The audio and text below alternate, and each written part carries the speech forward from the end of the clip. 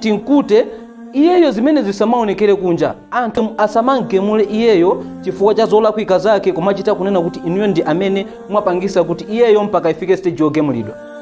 Izi sizabwino. Mavuto a munthu wina wake isakhale ngati sosi ya ife kuti tizikhala anthu osangalala. Chifukwa chake mtumiki sallallahu alayhi wasallama anayankhula mu hadithi yake kunena kuti la tudhhiri shamatata li akhika, usasangalale pa mavuto anzako, usaonese kusangalala pamene nzako angwera mavuto. Chifukwa chani? Fayarhamuhu Allahu wa yabtalika au fayuafiyahu Allahu wa yabtalika.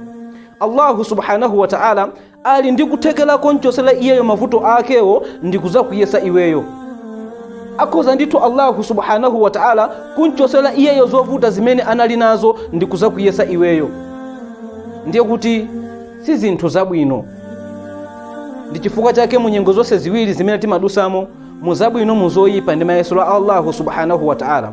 Allah ngati wakupasa zabwino, ziwa kunena kuti akufuna kukuona iweyo kunena kuti kodi wapanga treat banja anzako amene ali mu nyengo yosakhala ngati imene uliyo.